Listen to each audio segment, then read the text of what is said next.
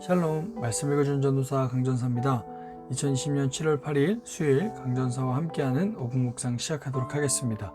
오늘 본문은 베드로전서 4장 12절부터 19절까지의 말씀입니다. 본문 요약 보도록 하겠습니다. 세상 속 신자의 삶에 대한 주제를 마친 베드로는요, 오늘 본문부터 5장 11절까지 독자들이 경험하고 있는 고난 자체에 집중해서 설명하기 시작합니다.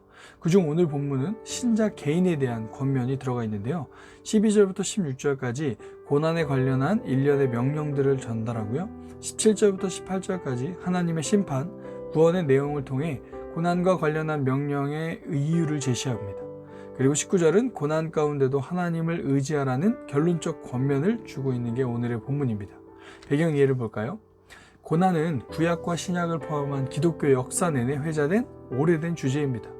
개인과 공동체를 포함해 그 범위와 이유도 아주 다양합니다. 때로 이유도 모르고 경험하는 것도 있습니다.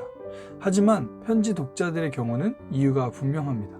진리를 거절하는 세상에서 하나님 백성으로 살아가기에 생기는 고난을 말하고 있습니다. 황제 명령에 의해 로마 제국 전역에 내려진 탄압만이 아니라 지역적 혹은 관계적으로 발생하는 경우인 것으로 보입니다. 경제적 위협과 수반하여 때론 신체적 위협도 있었던 것 같습니다. 이런 배경 이해를 가지고 오늘 본문을 함께 읽어보도록 하겠습니다. 먼저 12절부터 16절까지는 고난 중에 있는 독자들에게 개인적 명령들을 전달합니다. 12절 읽겠습니다.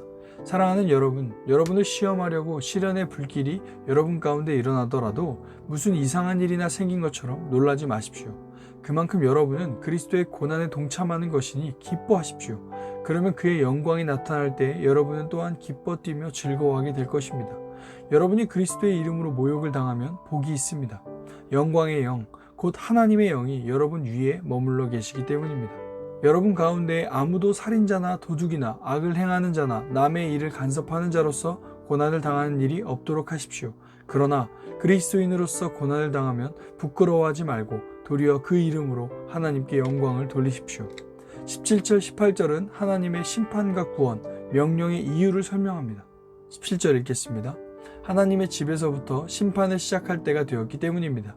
심판이 우리에게서 먼저 시작되면 하나님의 복음에 순종하지 않는 자들의 마지막이 어떠하겠습니까? 의인도 겨우 구원을 받으면 경건하지 않은 자와 죄인은 어떻게 되겠습니까?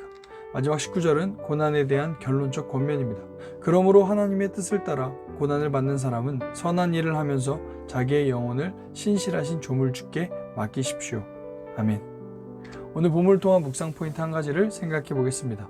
세상에는 수많은 고난이 있습니다. 모든 고난은 치욕이고 어려움입니다. 그러나 그리스도를 위해 고난을 당한다면 그것은 영광입니다. 그것은 슬퍼할 일이 아니라 즐거워할 일입니다. 그것은 저주가 아닌 축복이요 사망이 아니라 생명의 길이기 때문입니다. 그러나 사실 고난은 크고 작던 고난입니다. 힘이 듭니다. 우리 힘으로 감당하기 어렵습니다. 그래서 우리는 이 고난을 하나님께 맡겨드려야 합니다. 하나님의 선하심을 늘 기억하며 주님의 고난을 기쁨으로 견뎌내는 것이 그리스도인의 영광이요 특권입니다. 질문하겠습니다. 사랑하는 여러분, 우리의 삶에 또한 나의 삶에 그리스도를 위한 고난이 있습니까? 그렇다면 나는 그 고난을 어떻게 여기고 살고 있습니까? 이 질문을 기억하며 오늘 하루 어떠한 상황 가운데서도 감사와 기쁨이 넘치는 하루가 되기를 소망합니다. 감사합니다.